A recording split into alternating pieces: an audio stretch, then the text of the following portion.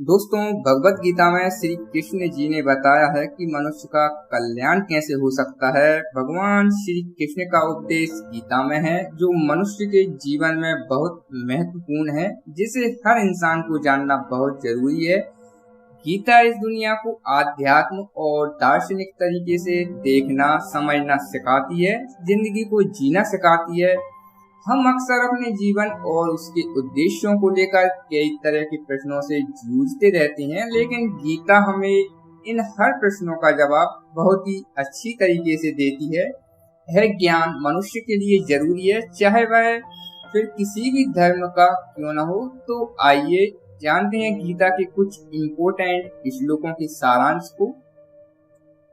कर्मण्येवाधिकारस्ते मा फलेषु कदाचन मा कर्मफल हेतुर्मा ते संगोत्र स्वकर्मणि।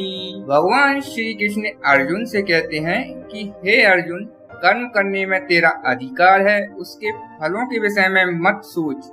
इसलिए तू कर्मों के फलों का हेतु मत हो और कर्म न करने के विषय में भी तू आग्रह न कर।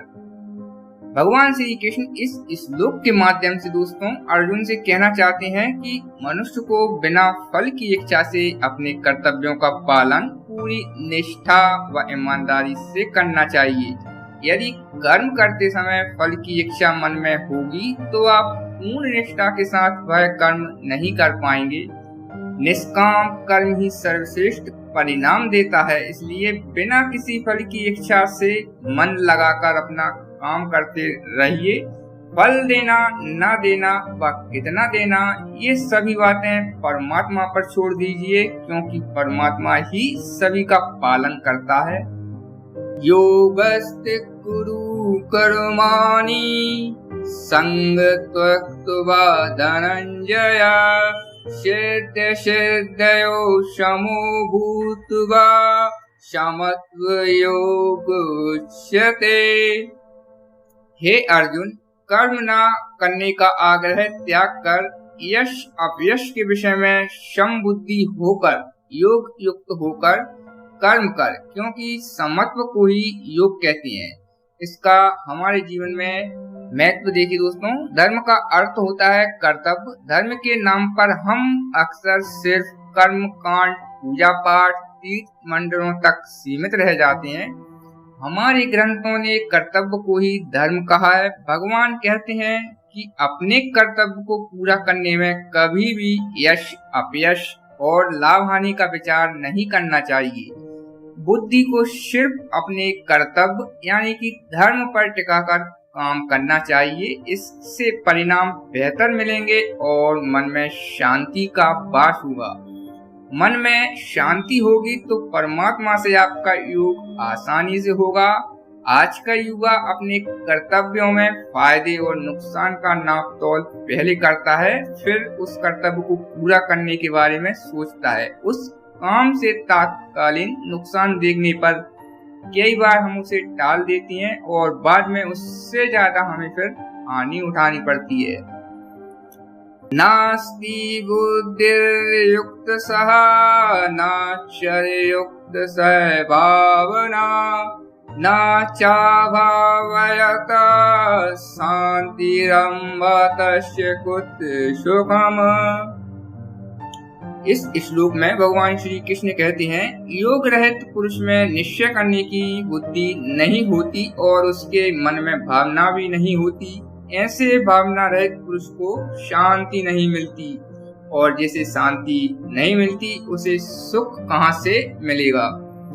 हर मनुष्य की दोस्तों इच्छा होती है कि उसे सुख प्राप्त हो, इसके लिए वह भटकता रहता है, लेकिन सुख का मूल तो उसके अपने मन में स्थित होता है।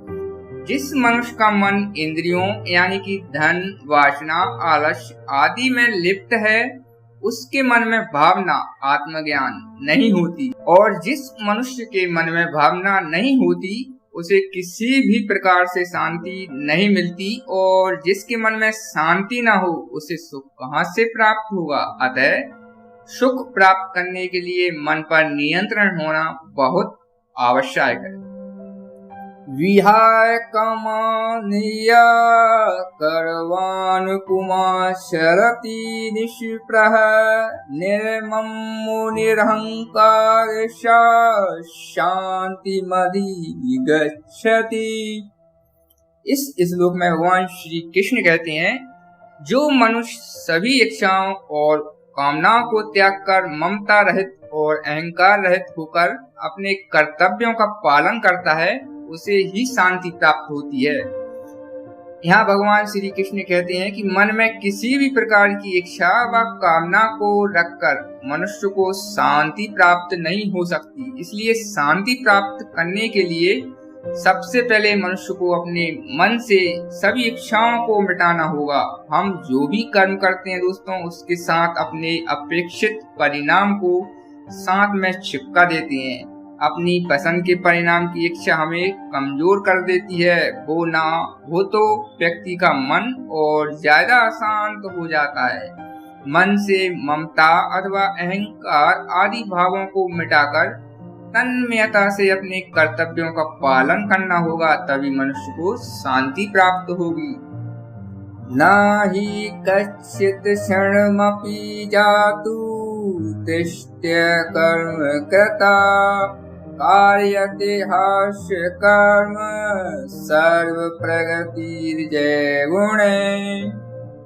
इस श्लोक में भगवान श्री कृष्ण कहते हैं कि कोई भी मनुष्य क्षण भर भी कर्म किए बिना नहीं रह सकता। सभी प्राणी प्रकृति के अधीन है और प्रकृति अपने अनुसार हर प्राणी से कर्म करवाती है और उसके परिणाम भी देती है। बुरे परिणामों के डर से अगर ये सोच लें कि हम कुछ नहीं करेंगे तो ये हमारी मूर्खता है। खाली बैठे रहना भी एक तरह का कर्म ही है, जिसका परिणाम हमारी आर्थिक हानि, अपयश और समय की हानि के रूप में मिलता है। सारे जीव प्रगति यानी कि परमात्मा के अधीन है। वो हमसे अपने अनुसार कर्म करवा ही लेंगे और उसका परिणाम भी मिलेगा। इसलिए कभी भी कर्म के प्रति उदासीन नहीं होना चाहिए। अपनी क्षमता और विवेक के आधार पर हमें निरंतर कर्म करते रहना चाहिए। नियतं कुरु कर्म त्वा कर्म जयो हा कर्मणा शरीर यात्रापि च तेन प्रसिद्ध कर्मणा।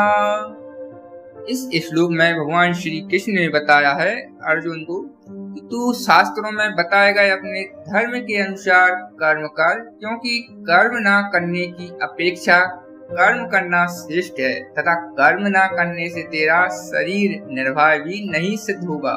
अर्थात अर्जुन के माध्यम से मनुष्यों को समझाते हैं भगवान श्री कृष्ण कि हर मनुष्य को अपने अपने धर्म के अनुसार कर्म करना चाहिए। जैसे विद्यार्थी का धर्म है विद्या प्राप्त करना, सैनिक का धर्म है देश की रक्षा करना। जो लोग कर्म नहीं करते उनसे श्रेष्ठ वे लोग होते हैं जो अपने धर्म के अनुसार कर्म करते हैं, क्योंकि बिना कर्म किए तो शरीर का पालन पोषण करना भी संभव नहीं है। जिस व्यक्ति का जो कर्तव्य तय है उसे वो पूरा करना ही चाहिए। यद्यदाचरति श्रेष्ठ स तत्त्वदेव तरुजना शायत्व प्रमाणं कुरुते लोकस्तदनुवर्तते। इस श्लोक में भगवान श्री कृष्ण कहते हैं, श्रेष्ठ पुरुष जैसा आचरण करते हैं सामान्य पुरुष भी वैसा ही आचरण करने लगते हैं। श्रेष्ठ पुरुष जिस कर्म को करता है उसी को आदर्श मानकर लोग उसका अनुसरण करते हैं। यहाँ भगवान श्री कृष्ण ने बताया है कि श्रेष्ठ पुरुष को सदैव अपने पद व गरिमा के अनुसार ही व्यवहार करना चाहिए, क्योंकि वह जिस प्रकार का व्यवहार करेगा यानी कि कर्म करेगा, सामान्य पुरुष भी उसी की नकल करेंगे। जो कार्य श्रेष्ठ पुरुष करेगा सामान्य जन उसी को अपना आदर्श मानेंगे। उदाहरण के तौर पर अगर हम किसी भी संस्थान में उच्च अधिकारी को लें तो पूरी मेहनत और निष्ठा से काम करते हैं देखें, तो वहां के दूसरे कर्मचारी भी वैसे ही काम करेंगे, लेकिन अगर उच्च अधिकारी काम को टालने लगेंगे तो कर्मचारी उनसे भी ज्यादा आलसी हो जाएंगे। ना बुद्धि वेदम जनयेद ज्ञानम कर्म संगी नाम जोशयत सर्व कर्माणि विन्द्यानि युक्त समाचरण। इस श्लोक में भगवान श्री कृष्ण कहते हैं कि ज्ञानी पुरुष को चाहिए कि कर्मों में आसक्ति वाले अज्ञानियों की बुद्धि में भ्रम अर्थात कर्मों में अश्रद्धा उत्पन्न न करे, किंतु स्वयं परमात्मा के स्वरूप में स्थित हुआ और सब कर्मों को अच्छी प्रकार करता हुआ उनसे भी वैसे ही कराए। यानी कि दोस्तों ये प्रतिस्पर्धा का दौर है, यहाँ हर कोई आगे निकलना चाहता है। ऐसे में अक्सर संस्थान में ये होता है कि कुछ चतुर लोग अपना काम तो पूरा कर लेते हैं, लेकिन अपने साथी को उसी काम को टालने के लिए प्रोत्साहित करते हैं या काम के प्रति उनके मन में लापरवाही का भाव भर देते हैं। श्रेष्ठ व्यक्ति वही होता है जो अपने काम से दूसरों के लिए प्रेरणा का स्रोत बनता है। संस्थान में उसी का भविष्य सबसे ज्यादा उज्जवल भी होता है। ये यथा माम प्रवदन्ते तास्तथैव भजाम्यहम् मां व्रजमानुवर्तन्ते मनुष्या पार्थ सर्वशः। इस श्लोक में भगवान श्री कृष्ण ने बताया है कि हे अर्जुन, जो मनुष्य मुझे जिस प्रकार भजता है, यानी कि जिस प्रकार से मेरा स्मरण करता है, मैं उसे उसी के अनुसार फल प्रदान करता हूँ। सभी लोग सब प्रकार से मेरे ही मार्ग का अनुसरण करते हैं। श्री कृष्ण बता रहे हैं कि संसार में जो मनुष्य जैसा व्यवहार दूसरों के प्रति करता है, दूसरे भी उसी प्रकार का व्यवहार उसके साथ करते हैं। उदाहरण के तौर पर जो लोग भगवान का स्मरण मोक्ष प्राप्ति के लिए करते हैं, उन्हें मोक्ष की प्राप्ति होती है। जो किसी अन्य इच्छा से प्रभु का स्मरण करते हैं, उनकी वह इच्छाएं भी प्रभु कृपा से पूर्ण हो जाती हैं। कंस ने सदैव भगवान को मृत्यु के रूप में स्मरण किया था, इसलिए भगवान ने उसे मृत्यु प्रदान की। हमें परमात्मा को वैसे ही याद करना चाहिए दोस्तों, जिस रूप में हम उसे पाना चाहते हैं। जय श्री कृष्ण। चैनल पर नए हो तो चैनल को सब्सक्राइब करना ना भूलें, क्योंकि हमारे इस चैनल पर हम और भी कई इम्पोर्टेंट वीडियो भगवत गीता से जुड़ी लाते रहेंगे। धन्यवाद। जय श्री कृष्ण।